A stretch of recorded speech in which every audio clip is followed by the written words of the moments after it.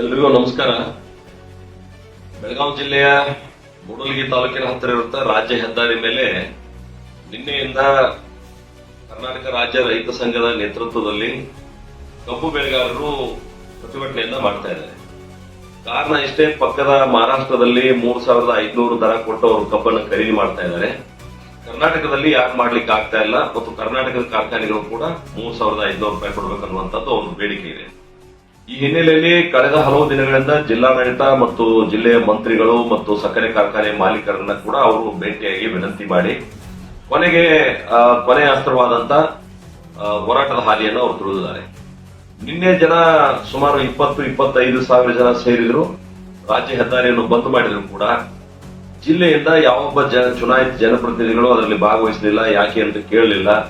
ಜಿಲ್ಲಾಡಳಿತ ಪೂರ್ಣ ನಿರ್ಲಕ್ಷ್ಯ ವಹಿಸಿದೆ ಅಂತ ಹೇಳಿ ನನ್ಗೆ ಕಂಡು ಬರ್ತಾ ಇದೆ. ಹೀಗಾಗಿ ನಾನು ಜಿಲ್ಲಾಡಳಿತಕ್ಕೆ ಮತ್ತು ಜಿಲ್ಲೆಯ ಮಂತ್ರಿಗಳಿಗೆ ವಿನಂತಿ ಮಾಡ್ತೇನೆ, ಇದು ಯಾವುದೇ ಪಕ್ಷದ ಹೋರಾಟ ಅಲ್ಲ, ಕಬ್ಬು ಬೆಳೆಗಾರರ ಹೋರಾಟ, ರೈತರ ಹೋರಾಟ. ಹೀಗಾಗಿ ನಾವು ತಕ್ಷಣ ಅಲ್ಲಿ ಭೇಟಿ ಕೊಟ್ಟು ಅವರ ಸಮಸ್ಯೆಯನ್ನ ಬಗೆಹರಿಸತಕ್ಕಂಥದ್ದು ಪ್ರಯತ್ನ ಮಾಡಬೇಕು. ಮತ್ತು ರಾಜ್ಯದ ಮಾನ್ಯ ಮುಖ್ಯಮಂತ್ರಿಗಳು ಕೂಡ ನಾನು ವಿನಂತಿ ಮಾಡ್ತೇನೆ, ದಯವಿಟ್ಟು ತಾವು ಈ ವಿಷಯವನ್ನ ಅತ್ಯಂತ ಗಂಭೀರವಾಗಿ ಪರಿಗಣಿಸಿ ರಾಜ್ಯದ ಸಕ್ಕರೆ ಸಚಿವರು ಮತ್ತು ಎಲ್ಲ ಜಿಲ್ಲೆಯ ಉಸ್ತುವಾರಿ ಸಚಿವರು ಮತ್ತು ಸಕ್ಕರೆ ಕಾರ್ಖಾನೆಯ ಮಾಲೀಕರು, ರೈತ ಮುಖಂಡರು ಮತ್ತು ಕಬ್ಬು ಬೆಳೆಗಾರರ ಸಭೆಯನ್ನ ಏರ್ಪಾಡು ಮಾಡೋದ್ರ ಮೂಲಕ ಈ ಸಭೆಗೆ ಒಂದು ಶಾಂತಿಯುತ ಪರಿಹಾರವನ್ನ ಕಂಡುಕೊಳ್ಬೇಕು. ರೈತರು ತಮ್ಮದೇ ಆದಂತ ರೀತಿಯಲ್ಲಿ ಹೋರಾಟ ಮಾಡತಕ್ಕಂತ ಸಂದರ್ಭದಲ್ಲಿ ಅವರ ಸಹನೆಯನ್ನ ಪರೀಕ್ಷೆ ಮಾಡಬಾರದು.